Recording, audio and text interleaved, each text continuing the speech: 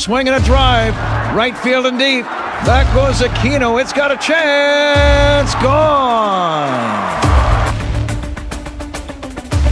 Get out the tape measure. Long gone. Fly the W! Cubs fans, it's time to fly the W with Dustin Rhodes and Paul Crawly Jean. You're listening to the Fly the W podcast, part of the Blue Wire Network. Don't forget to listen. Don't forget to download. Don't forget to subscribe. Most important, review the podcast and follow us on all the socials. I'm at Mully and Haw on X. And you can follow me at Crawly's Cub on X and Facebook and all those fun things right now. You could also follow me at Crawly's Clubhouse on Facebook and YouTube for those of you that are watching. And if you have any questions, you can email us at crawlysclubhouse@gmail.com. Well, another great weekend at Wrigley Field, Crawly. The weather cooperated, Rizzo cooperated, and the Cubs ended up flying the W 2 times, and some weird injuries, some weird sicknesses, I guess. But you want to start with game one, or you want to give us a little refresh on how things were for you down there? Because I know you spent time watching it and listening to it. You didn't get to go, but did you hear from any of your people who were down on the ground, Crawly? Oh, yeah. It seemed to me like it was like a lot of fun. It was a really enjoyable weekend for everybody. And you know, this is kind of like we predicted it, right? The Cubs taking 2 out of 3. I didn't like how that middle game looked, and they did better than I thought. But, it was fun having Rizzo back. We talked about it on the last episode, how, losing Sandberg created such a void for Cub fans. To see Rizzo not just back, but like embracing everything Cubdom, to me was just a really special day. And I'm glad for all the people that got to really kind of be part of that. It was really something special. Yeah, very, very cool. We'll get into a little more details as we recap this one. But let's start with game number 1. We've got the all-star Matthew Boyd versus Shane Baz. And let's walk everybody through that one again. Yeah, bottom of the first, Matthew Boyd ran into some first-inning trouble. He gives up a single, throws a wild pitch, issues a walk, and then former Cub Christopher Morel says, "Cubs did me dirty." He hits a laser to left. Rays lead 3-0. Now, Cubs begin their comeback in the second, bottom of the second. Nico with the leadoff single. Lieutenant Dan doubles. Cubs on the board 3-1. Willie Castro walks. Runner at first and second, 2 outs. Michael Busch with the single. That puts the Cubs down 1 run. Inning still not over. Runners at first and third. Ian Happ singles. We got ourselves a tie ball game. Now, the Cubs not done yet. Nico draws a 1-out walk. Mo Baller, who was sitting in a hotel in Atlanta last week. Mo Baller Gets into the starting lineup. He hits his first career triple to put the Cubs up 4-3. Dansby gets hit by a pitch. Willie Castro walks. Bases are loaded. And for Shane Baz, remember the Baz? The Baz. I remember that Baz. I don't know about this Baz. He's done after 2 1/3. Gives up 5 runs, 6 hits, 3 walks.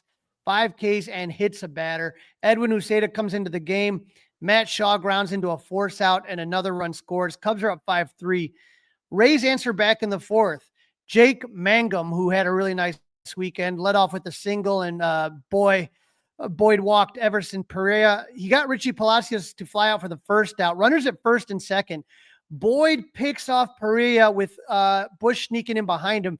For Boyd, that was his 11th pickoff of the season. Wow. He already has the Cubs record for most pickoffs in Cubs history. Now he has the most for a major league pitcher since Clayton Kershaw in 2012, also 11. And Dustin, that was a huge play because the next batter, Nick Fortes, singled. And so Mangum scores. It's a 1-run game. Luckily, Ian Happ would homer in the bottom of the inning to make it 6-4. Mm-hmm. Dustin, I mean, do you wonder, like, is there a first base coach or is there someone that's in charge of their base running that's saying, hey, be careful. This guy has the best pickoff move in the league. Don't get caught leaning. Like, who's in charge of that? I don't. You know what? Honestly, Crawly, I don't care because it worked out for us. So I'm just saying, like, Right. okay, you know, like when you you got go to be into a game, aware, right? You got to be aware. They do so much scouting, right? I'm not trying to laugh off your question. It's a good question. right? I just don't care because it's not the Cubs, right? But somebody's not paying attention, right? Somebody got caught napping. They might have, saw all the beer vendors. They might have saw a pretty girl. Well, whatever it was, somebody got caught napping, and that was what the price was. For me, I'm just kind of, I would sit there and especially the first base coach, right? Because Michael Bush kind of snuck in on that one a little bit.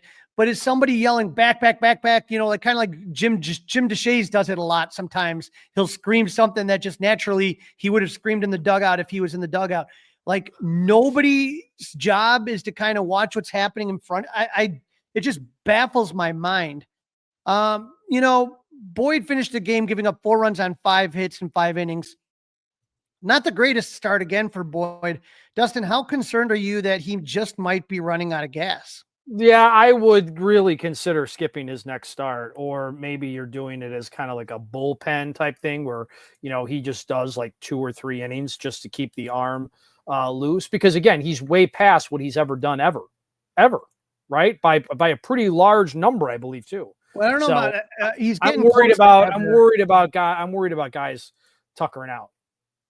That for me, Boyd is a big concern, and I don't, luckily the Cubs bullpen's been locked in. Hodge, Pomerantz, Keller, and Kittredge combined to pitch 4 innings, and Dustin, they didn't allow a single base runner and struck out 5. That's impressive. Mm-hmm. No, that's really impressive, right? Bullpen to me, like bullpen in this game was really good.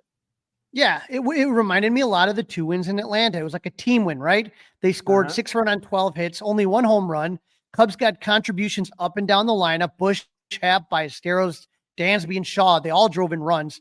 Tons of traffic, and the bullpen was dominant. That's what we like to see, and that's what we talked about, when they came out of Atlanta with the series win. Yeah, absolutely. Really, really good point. Really good point there by you, Crawly, about just how that one played out. So, Boyd, what would you do? I mean, I said skip a start. Would you skip a start? What would be your recommendation? I always thought that maybe the Cubs, like towards the end, should go to a 6-man rotation. Okay, that's interesting because you've got Assad, right? Because you have Assad who does pitch in Game 3 of the series in a relief role, but obviously he could start. And there's also, when we get to some injury news, there is a starter getting back to the rotation. So that's interesting. That's not a bad call. Yeah. And see, what I don't get sometimes is, for me, I would definitely let some of these guys kind of go a little bit longer, like a lot of piggybacking, you know what I mean? Mm-hmm. And so I would try to start to get some rest for some of these guys, but I feel like, you could go with a start, put somebody in, whether it's Soroka that we're going to talk about, or whether, Assad, and have them go back to back and eat 7 innings or something out of that. I would go that route. Okay. I just, I'm not sure if that's what they're going to do. Well, it is a Tommy Hotovy week on the Mully and Haw show. So Tommy will either be on Wednesday or Thursday. So Wednesday, right? Wednesday's a weird one. We got an 11 a.m. pregame, right? early game out in Pittsburgh. So I'm not sure if he's going to have time before that game as he's getting guys ready.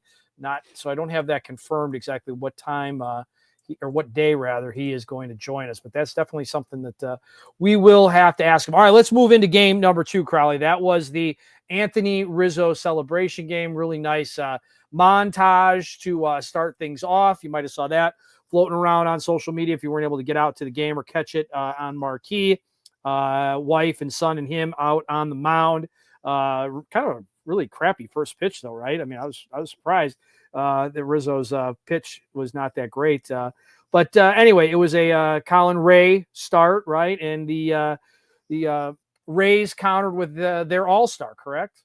Yeah, Drew Rasmussen and Rizzo retirement game, like you mentioned. No way the Cubs could lose this one, right? Wrong. Kind of the reverse of Friday. This time it was the Cubs who jumped out to an early 3-0 lead, and the Rays came from behind to win it. Bottom of the second, Dustin, Moises Ballesteros lines a homer to left, and it went off the hands of Anthony Rizzo.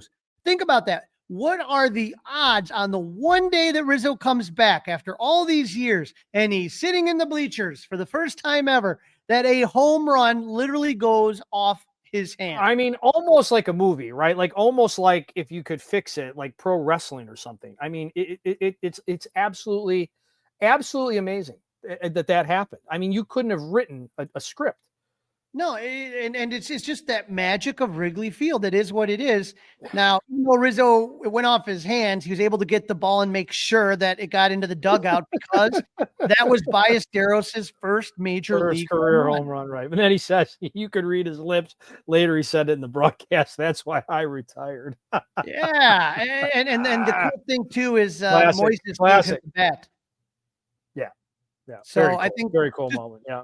Really cool moment, but scary play in the top of the third. Carson Williams hits a deep shot to right center, nearly a collision between PCA and Owen Casey. Now they've played together plenty in the minors, but Owen does come up with the ball, but he hits the brick wall pretty hard. Cassie would stay in the game, but would come out later. Bottom of the fourth, 2 outs. Nico Hoerner singles, steals second, and starter Drew Rasmussen's intentionally walks Moises Ballesteros to get to righty-righty matchup. But Dansby, he took that personally. He doubled to left, 2-run score, Cubs up 3-0. Now, top of the fifth, Bob Seymour up. He hits a ball that gets past PCA. He didn't play it really well. He was just too close to the wall, and it bounced and ricocheted back towards the infield. That was a leadoff triple, and PCA had a rough weekend, Dustin. I'm not going to sugarcoat it. Yeah, he might need a day off again. That we might need to rethink about that, huh? Especially if Kyle Tucker comes back tomorrow on Tuesday. If Tucker comes back, I'd be more open to it. But it was just, I mean, maybe just getting out of Chicago. Let's see how it goes. Maybe, right? I mean, but something, I think we can agree, something's got to give. I mean, if they're going to do something in Craig Tober, okay, he's got to get himself right. He doesn't need to be like pre-All-Star game, right? But he needs to get right.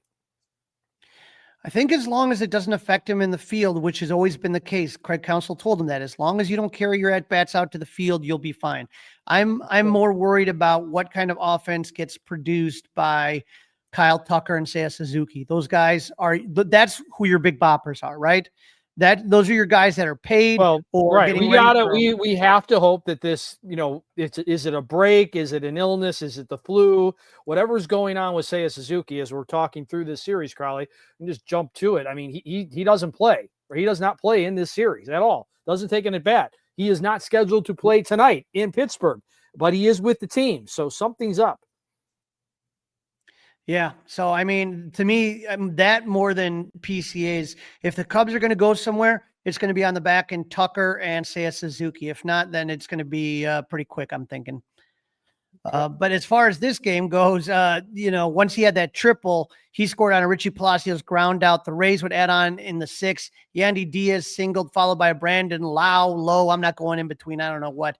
Double to right center. Diaz cut the lead. The Cubs lead to 3-2. Colin Ray gets Junior Caminero to ground out for the first out of the inning. Ray's day is done. Counsell goes with Drew Pomeranz. He gets Josh Lowe to fly out for the second out. But manager Kevin Cash brings in switch hitter Jake Mangum to pinch hit, and it pays off. His single ties the game at 3. Got dicey for Caleb Thielbar in the 7th. Runners at first and third, 1 out. He's able to get out of it without giving up a run. Bottom of the 7th, current first baseman Michael Busch hits a solo home run to put the Cubs back up 4-3. Didn't last long because the first batter, Porter Hodge, faces top of the 8th. Junior Caminero homers to tie it up. Not a cheapie on that one. For Caminero, that was his 43rd homer. Now, top of the 9th, Counsell goes with his best reliever this season, Brad Keller. First batter he faces, Nick Fortes hits a home run to give the Rays a 5-4 lead. Unfortunately, that's how it would end, as the bullpen, which had been so solid, could not close it out this time. For Keller, it was the first home run he had given up in 19 games. The Cubs had 4 runs on 6 hits, but were 1 for 8 with runners in scoring position, left 7 men on base. A deeply, just a frustrating game on an otherwise special day that we'll dive more into in segment 2. Okay, we will go through it. So the series is now split. Anthony Rizzo's day is ruined. No, not really. He still had a really, really fun day. I am sure about that. And that 7th inning stretch was something, Crawly. Well, let's move into Sunday afternoon's ball game. Shota Imanaga, Adrian Hauser. Yep. Ibenaga and Hausner in the rubber game. In each of the first 2 games, the team that scored first ended up losing. Well, the Rays scored first and lost. Shota gives up back-to-back homers to the first 2 batters he faced. Something's got to give with that. Something's got to give with that. Yeah, Cubs are down 2-0 before they come to bat. We talked about it in the last episode. The home run ball has always been an issue, and it's just getting worse and worse. And when you hear the post game, I'm not hearing anything. It's all kind of very generic. Well, they talk to me in between innings. My fastball has to go higher. My splitter has to go lower. I know all these things. We all know all these things. He knows these things, but it's not getting done. Mm-hmm. Now the Cubs get back as Michael Busch hits a leadoff double and Mr. Clutch Nico Hoerner singles, and the Cubs trail 2-1. Top of the third, Shota gives up a leadoff single to Junior Caminero, gets the next 2 outs, but Nick Fortes doubles to put runners at second and third. Josh Lowe hits a bunt single. Shota overruns it. I think they initially called it an error, but then later changed it to a single, which is the right score. But I think that if you asked Shota, he would have told you he should have had it either way. Cubs are down 3-1. But Shota would go 5 innings, give up 3 runs on 7 hits, no walks, and 9 Ks, which is good. But those 2 home runs in the first is still not as dominant as you would like to see him look with a few weeks in the regular season. Not at all. No. And Dustin, I'm sitting there and when you're talking about Matthew Boyd, he's played the whole season. Shota had a while he was out, remember? Like a month and a half. Right. So I don't know. It ended Shota's streak of 7 straight quality starts. But bottom of the 6th, Cubs start to make their move with 1 out. Ian Happ homers into the basket to make it a 1-run game. The basket giveth, the basket taketh away. This time it giveth. Big play in the top of the 7th. 1 out. Javier Assad on the mound. Junior Caminero walks. Brandon Lau singles. Runners are at the corners. Only 1 out. Okay. Now, Jake Mangum is at the plate. He grounds one to Nico. It's a tough play. He gets it to Dansby, but the throw to first is nowhere near in time. A run scores, and it's a 4-2 game. But wait, Craig Counsell immediately hops out of the dugout and challenges. Call comes in from New York. It is overturned for slide interference. Slide interference. So the problem here, Dustin, is that according to the rule, the runner must make a bona fide slide into second when a double play is possible. Lau made no attempt to slide. He basically ran straight up. Dansby kind of had to throw around him, and they kind of like, they didn't collide, but they kind of hugged each other to kind of brace each other. You know what I mean? Right. But it violated the rule. The run was ruled out, or the run was voided and taken off the board. Great job by Craig knowing the rules and the video guys, because that turned out to be a huge play in this game. Huge play. Huge play. Yep. Good for them. Yep. Good for them. The Cubs were trailing by 1 rather than 2. So Willie Castro leads off the bottom of the inning with a single. Reese McGuire pops up a bunt for the first out. Matt Shaw singles. 2 on, 1 out for Michael Busch, who strikes out. And then who else? Nico Hoerner. Nico doubles. Both runners score. He lets out a primal screen, and the Cubs take the lead for the first time in the game. And after a hiccup on Saturday, the bullpen was back to doing what it does best. Assad didn't give up a run in 2 1/3 innings of work. Caleb Thielbar pitched 2/3 of an inning and didn't allow a base runner. And Dustin, dare we say, new closer Andrew Kittredge? I think so. I think he's the guy that they've kind of decided on, especially when they've got to have it, right? Right. He walked 1, but he struck out 3 in the 9th. Cubs win. Cubs take the series. Nico Hoerner was the hero, Dustin, for this one, going 2 for 4 with 3 RBIs and his usual Gold Glove defense. Not only that, he was 6 for 11 in this series with 3 RBI and a walk. Let's take a look at this stat right here, Dustin. These are your National League average leaders right now. Trey Turner, Philadelphia at 305. Nico Hoerner is second, 299. Then you got Freddie Freeman, 296. Sal Frelick, 295. Bryce Terang, 286. That's why the Brewers are where they are. They get on base. But when you're looking at this, I mean, Nico Hoerner is looking to get the batting title. I mean, he's right there. Yeah, he's right there. We talked about that today. Isn't that pretty amazing? Pretty cool, right? And then when you take a look at the NL leaders in batting average with runners in scoring position, Nico is in first place with a 362 average with runners in scoring position. Wow. Bryce Terang, 351, and Trey Turner third at 343. Dustin, I was watching this series and I noticed right away when he had Counsell had Bush leading off and Nico Hoerner batting second. And I always like Nico Hoerner batting second. I just do. And I know what the sabermetrics say. You want to have your big boppers, your Kyle Tuckers, your Seiya Suzuki's batting second and third. Maybe it's just me. I just like what Nico offers in the 2 spot. I feel like he doesn't strike out a lot. I feel he sees pitches. I feel like, if you have a guy on, well, then he can maybe start, get 2 guys on before you're facing, before Tucker or Suzuki, or, he acts as like a second leadoff man. I just like him in that 2 spot. And I know, we're hoping Kyle Tucker comes back soon. We're hoping Seiya Suzuki comes back soon. I just hope all in all that Nico stays in the second, because I really kind of feel that that's in the best interest of the team, in my opinion. Yeah, that's a good call. I like your thinking in there, Crawly. I like what you're saying there. Yep. What do you think about? What do you think? I mean, you like Kittredge in this high pressure situation? I think Kittredge, he has experience and he can do the job. I'm not going to sit there and say no. Again, a lot of times I think it's going to look at matchups, but he's a guy that I'm very confident in that can get the job done. And so, Dustin, with that win, the Cubs' magic number to clinch a playoff spot is 4. And their magic number to clinch the top wild card spot is 10. And that top wild card spot is huge. That's huge. But that, like the 10, explain that to people. Now we're taking into account, losses wins by the Cubs, right? Losses by the Padres, right? And then losses by the Mets still, or the Reds. Like who's in the mix here? Right now, there's still plenty of teams that are in the mix, and we'll take a look at that in segment 2. But it's exciting that we're talking. I mean, I know Cub fans are disappointed that it's not the NL Central and we're just running out of time as far as that's concerned. But just the fact that we're talking about postseason baseball, that's exciting news. You're listening to the Fly the W podcast. We are part of the Blue Wire Network, so we're happy to be with them. We're also happy that you are listening, downloading, reviewing, subscribing to the Fly the W podcast. 5-star reviews, we'll take them. Email Crawly and I at Crawly's Clubhouse, gmail.com. Crawly's with an S, Clubhouse, no S, at gmail.com. Don't forget you can watch on Crawly's Clubhouse YouTube page. All right, Crawly, show them the standings. We just gave them a tease. Let's see the standings.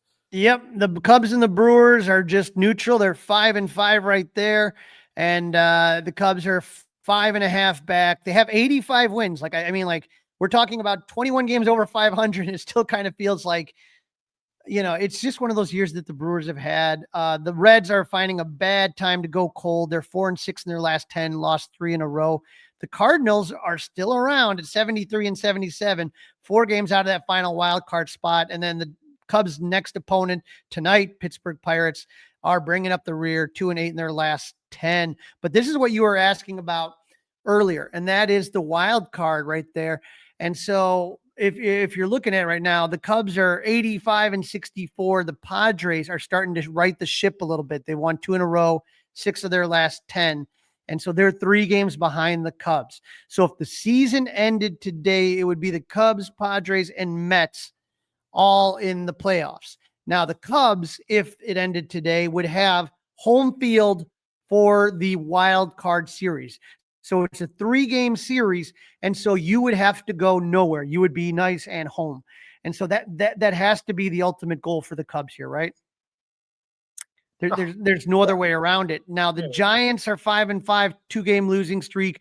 They're right behind the Mets. And then you have the Diamondbacks are 2 games back, the Reds 2.5 games back. And then you have the Cardinals that are 4 games back. But every game for all these teams counts right now that's in there. Okay. And so when you take a look at the playoff odds, it has the Cubs and the Brewers both with 100% chance of making the playoffs. 100%. Now, as far as winning the division, that's 98.7 to the Brewers. Cubs have a 1.3. We're not dead yet. But clinching a wild card bye, that's where you want to kind of take a look at that. Or as far as the wild card bye, clinching a bye, they're not going to have that. That's, again, the Brewers. And so winning a World Series, they got the Brewers at 10.3 and the Cubs at 3.4 per Fangraphs.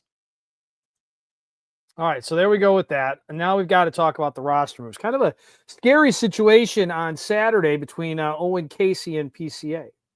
Yeah, you take a look and, you take a look at they originally, Owen Casey was recalled from AAA Iowa, and they optioned outfielder Kevin Alcantara to the Iowa Cubs. But there's a reason these guys stick around for a day or two after these moves are made. Like you said, Owen Casey, almost a collision with PCA. He does have a collision with the wall, and now he has a concussion. And so the move that comes after is Alcantara's back. He never left. Owen Casey is on the 7-day IL with a concussion. Dustin, I just don't know. I hope he's healthy and gets a chance to kind of get back in here. It frustrates me that we never truly got a chance to see what this kid can do at a major league level. Right. Totally agree about that. So we'll see if he can get back up here. An unfortunate situation there. So that's injury number one. Then Daniel Palencia. Any new news on him? Yeah, when you talk about Palencia, you're looking at a right shoulder strain. He's playing catch, and now it looks like he's going to throw off a mound today in Pittsburgh. So they're going to be watching him, see how he does off the mound. We talked a little bit about Seiya Suzuki. I don't know what the mystery illness is, Dustin, but he's out of the lineup. Third game on the sidelines due to illness. Yeah, illness. Illness. Maybe PCA will get an illness. Right. The Cubs are hopeful he can be available at some time during the Pittsburgh series. Yet to be known here. Miguel Amaya, are we going to see him or no? I think he's done. Still not 100%. That's about as close as we can get, and they're hoping that he gets into rehab games with the AAA Iowa Cubs in the upcoming week. So that's the goal. Whether that happens or not, I don't know. And sometimes, Dustin, you get to a point where there's no more time left time is running out, right? Right. So are the days of our lives. These guys, though, right now, a lot of them aren't 100%. You know what I mean? Nobody's 100% right now, right? And so at this point, we're waiting for Kyle Tucker. That could be tomorrow. That could be Tuesday. Yeah. Hopefully Tuesday, but Craig Counsell said it's unlikely. So probably not on Tuesday. Maybe Wednesday. Baseball, Crawly. Maybe Wednesday. But obviously, the game might be too early on Wednesday. He doesn't do 11 a.m. starts. Yeah. And so now we got to take a look at Michael Soroka is back. Ben Brown is down to Iowa. That's a weird one to me. That's a weird one to me, right? I mean, I really liked the use of Brown the other day in the 9th inning in a non-massive leverage situation to see what he could do in that spot. I mean, I just don't. I mean, is this like the general manager needs to be right about going out and getting Michael Soroka? I just don't get this one. Yeah, I know Michael Soroka, unless Ben Brown's going to throw very limited pitches down in the minors, and they're looking again to get him, ramped up for the playoffs. But I just think we'd be smarter to get that stuff done at the big league level. I think, for me personally, we all know how this goes. This is the game of options, right? And Ben Brown has options. Yep. And so me, honestly, when I knew Soroka was coming back this series, I thought I was kind of done with the Taylor Rogers experience. That happened? I don't even remember that one, Crawly. That's where I thought I would have gone. Now, again, he doesn't have options. So Ben Brown kind of gets, he's been thrown a lot this year. And so I guess it's not the worst thing in the world. We'll see. You want Ben Brown on the playoff roster, Crawly? There's going to be a playoff roster. You want Ben Brown part of that? I mean, or you want Michael Soroka? I mean, I want Ben Brown. I want a guy who's got some swing and miss stuff. So I haven't seen what Michael Soroka can do. All right, well, let's see. Yeah, he didn't. Again, I'm not like Joe pitching lab guy. I'm not trying to claim I am. The Cubs are putting him back at the big league level. What I saw, again, there's more than what I just saw at Wrigley for about 15 minutes, right? But wasn't super hot what I saw. All right, well, let's see what he does. And then, Ben is so streaky lately. That's not a good thing in the playoffs. You don't have time to be streaky. So I'm not positive. I don't know. And so that's why I want to see what Soroka can do. Now, if he's hot garbage, then, let's get Ben Brown back up here. I mean, I'm fine with that, but Okay. we'll see what happens. But some news today, Dustin, and I don't know if the Cubs just haven't mentioned this a lot. I was surprised here. Kyle Tucker is the NL Central nominee for the Cubs for the 2025. Well, I just saw it on Twitter today. I mean, today was the first day I saw anything about it. So I was like, okay, well, what is Kyle Tucker doing? And I'm taking a look here, and it sounds pretty interesting. In 2022, he founded the Kyle Tucker Foundation, builds a legacy of compassion, honoring the unsung heroes of hospice care. So, Dustin, I mean, there's so much. We talked about Rizzo and what he did for Lurie's Hospital. And when he came out this weekend, he was wearing a jersey with all the how about that? How all powerful, the people from Lurie's, and that's going to be auctioned off.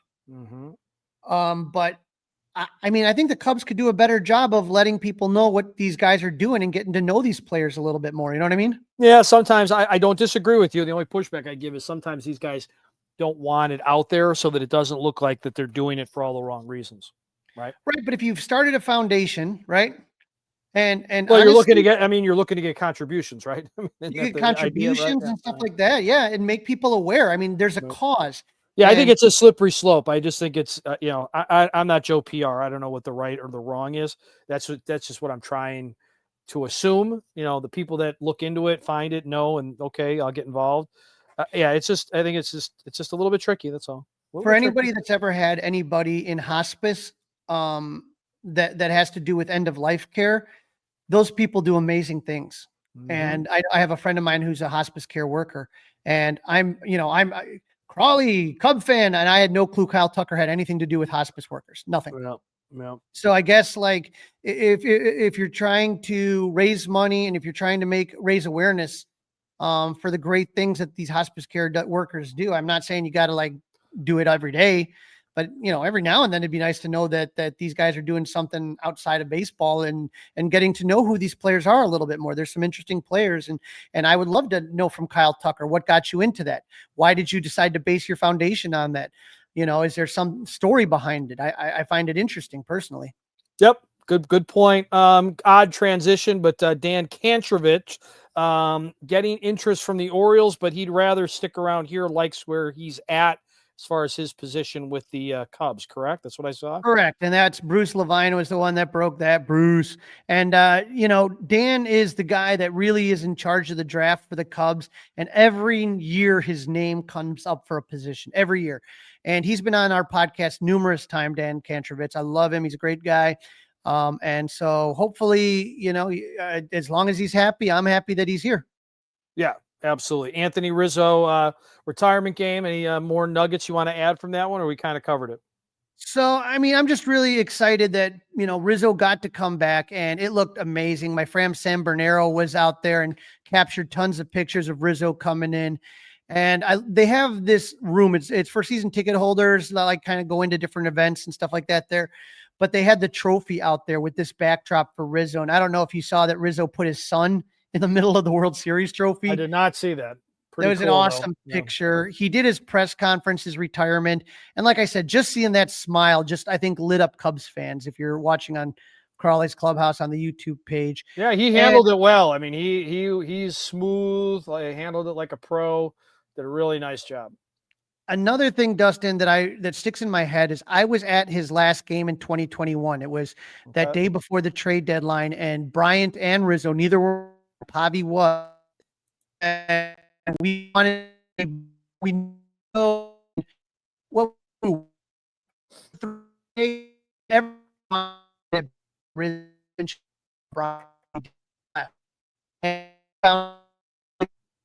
the first one traded, then Baez, and Bryant was the last one the next day, right before the deadline. But I remember the pictures of Rizzo and his family walking around Wrigley Field, walking around the Ivy, and they kind of did the same thing on Saturday, but in much happier circumstances.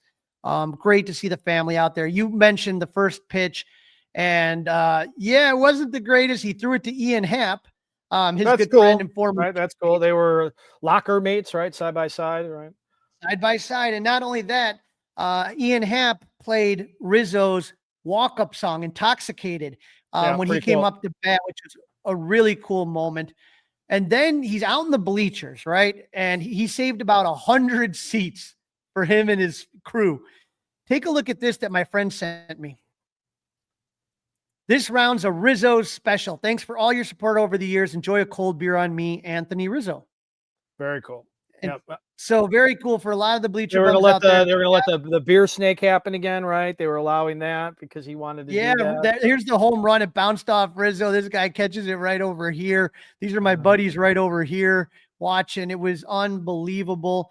And yes, he did start a cup snake, which he said he wanted to do. Dustin, the 7th inning stretch. Eddie Vedder, Cindy Crawford, and Anthony Rizzo from the bleachers. Right. And that was supposedly Cindy Crawford's first ever Cub game. Wow. Even though she grew up here, DeKalb, she grew up in DeKalb, was probably in New York modeling at age 16 or something like that. And Eddie Vedder let out a nice F-bomb on Marquee. That was pretty classic. Well, here's the thing you got to know. If Eddie's had a few drinks, which again, I think him and Rizzo greatly contributed to that cup snake, you can't put a mic in front of it. That's a risky move. And they kept pushing it. They obviously asked one too many questions. It wasn't like the first question, got salty. They kept going. They pushed, they pried, they pushed, they pried. And that's what happens. You're listening to the Fly the W podcast. We're happy to be part of the Blue Wire Network. Don't forget to listen, download, review, subscribe. 5-star reviews, that's fine. Crawly's Clubhouse, gmail.com. That's how you reach us. All right, so it's been a little bit since the Pirates and the Cubs have played, but at this point in the year, they know each other pretty well. Yeah, when you're looking at this season, they've played 3 times already, and no matter what happens this week, the Cubs have already taken the season series. They took 2 out of 3 in April in Pittsburgh, 3 out of 4 at Wrigley in June, and 2 out of 3 in Wrigley in August. The Pirates fired manager Derek Shelton in May. I think he's the first manager to be fired. His bench coach, Don Kelly, has managed them ever since. And since Shelton's been fired, they've been about a 500 team. The Pirates shocked the baseball world at the beginning of September, sweeping the Dodgers, but it's been all downhill since then. They got swept by the Brewers, swept by the Orioles, and just lost 2 of 3 from the Nationals this weekend. The Pirates are last in the NL Central, 20 games under 500, 26 behind the Brewers, and 12 out of a wild card spot. They are 2-8 in their last 10. They are 42, though, and 33 at home. Not bad, 9 above, but a miserable 23 and 52 on the road. So unfortunately for the Cubs, they're having to play there where they're a pretty good team. But the Pirates are 37 and 52 against teams with a winning record. All right, let's do a little tail of the tape. When you take a look here, we're looking at the last 3 weeks, August 25th to September 15th. When it comes to batting average, the Cubs are 21st, 242. That's better than the Pirates, who are 28th with a 217 average. Slug, the Cubs are 14th in baseball with a 417 slug percentage, while the Pirates are 366, which puts them at 30th in baseball. Runners in scoring position, the Cubs are 16th at 257, while the Pirates are 29th at 210. So, Dustin, when you take a look at this Pirates offense, they're 28th or worst in almost every category. Now, here's why they can still win games. They're starting pitching in this last 3 weeks. They have an ERA of 2.84, which is 3rd best in all baseball, while the Cubs are at 4.84. That's 19th in baseball. Reliever whip, though, the Cubs 2nd in baseball, 1.12, while the Pirates are 144, 19th. And fielding defensive run saves, you have the Cubs 2nd with 74. Pirates, not bad. 33 defensive runs saved at 11. All right, so that is our tail of the tape. Let's get into the pitching matchups. Again, we talked about it. Jamison Tyone, Braxton Ashcraft. This is a little change. They are going to be your game 1 probables. Let's get into JMO. Yeah, JMO's 9-6 with a 4.15 ERA and 20 starts with 83 strikeouts and 110 and 2/3 innings pitch. This is JMO's 2nd start since coming off the IL for a 2nd time. On August 19th, he gave up 1 run in 6 innings against the Brewers. August 24th, he gave up 1 run in 5 innings against the Angels. Came out of that game early with the groin tightness that put him on the IL. And in his first start since coming off the IL in Atlanta, he gave up 2 runs in 4 1/3 innings, gave up 2 hits, 2 walks, and 2 Ks. Dustin, I felt he was a little bit rusty. Hopefully today's a little bit better. JMO's 3-2 at the 4.25 ERA and 6 starts against the Pirates, the team that drafted him. Brian Reynolds, he's going to have to look out for him. 9 for 26 against JMO. And then you got O'Neal Cruz, though, is 0 for 13, and Andrew McCutchen 3 for 12. All right, very good, Crawly. How about for the Pirates against the Cubs tonight? Braxton Ashcraft is a 25-year-old right-handed rookie who's 4-2 with a 2.47 ERA in 23 games. 6 of them starts with 56 strikeouts and 58 1/3 innings. He was called up on May 26 and was used primarily from the bullpen until August 9th when he joined the rotation. As a starter, he doesn't pitch very deep into games. On August 28th, he pitched 5 2/3 innings and gave up 1 run against the Cardinals. On September 3rd, he pitched 3 scoreless innings against the Dodgers. And his last start, he gave up 1 run and 3 innings of work against the Orioles. Now, the Cubs saw Ashcraft for the first time on June 14th when he came out of the bullpen and pitched 2 scoreless innings. The next time they saw him was on August 15th in Pittsburgh. He pitched 5 innings and gave up only 1 run on 3 hits. No one in the Cubs has more than 3 at-bats against him, but PCA is 2 for 2 against him with a double. So maybe this is the night that PCA breaks out. Maybe this is the night. All right, game number 2 is the marquee pitching matchup. We've seen it at Wrigley already, Skenes and Horton. Yeah, and for whatever reason, they pushed this game back till Tuesday. I have no idea why. Either way, this is the one you don't want to miss, right? Where you have 2 of the best young pitchers in the game. When we talk about Cade Horton, we talked about this statistic right here, where lowest ERA since the All-Star break, minimum 10 starts. He's right behind Jake Arrieta for the best ever. Jake had 0.75 after the All-Star game in 2015. Cade Horton 0.84. So just unbelievable what the kid has been able to do. He's 10-4 with a 2.70 ERA in 21 games, 20 starts, 89 strikeouts in 110 innings pitched. On August 29th versus the Rockies, he gave up 2 runs in 5 innings. On September 3rd against the Braves at Wrigley, he pitched 5 no-hits innings. And in his last start against the Braves, this time in Atlanta, he gave up 1 run in 6 1/3 innings. Cade faced the Pirates once this year on June 13th. And none of the Pirates have more than 3 at-bats. So there's not a lot of experience there. How about Skenes against the Cubs? Ooh, Dustin, I mean, right now, Paul Skenes is, you could argue, probably one of the best pitchers in baseball right now. I mean, I'm just looking at this and I am just stunned. He has a 1.94 career ERA. That's the lowest in a pitcher's first 53 career starts during the live ball era since 1920. The next lowest, Vita Blue with 2.07.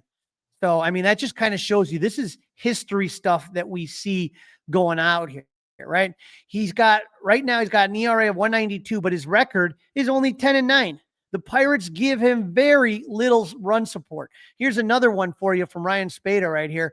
He's 21-12. He has a 21-12 record in 53 career starts. In his wins, which are 21, he has 0.91 ERA. In his not wins, he had 32 games, 2.66 ERA. If the Pirates had given him 3 runs of support, 3 runs, Dustin, in each of his 53 starts, he would be 33-5. Wow.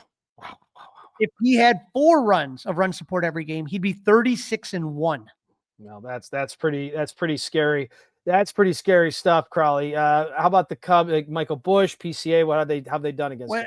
Yeah, when you look at what he does, this is a team right now that Skenes is 2-1 lifetime against the Cubs in 6 starts with a 2.40 ERA. They faced him twice this season. On May 1st, the Cubs scored 3 runs on 5 hits against him and drew 4 walks. But on June 13th, Skenes pitched 5 scoreless innings against the Cubs.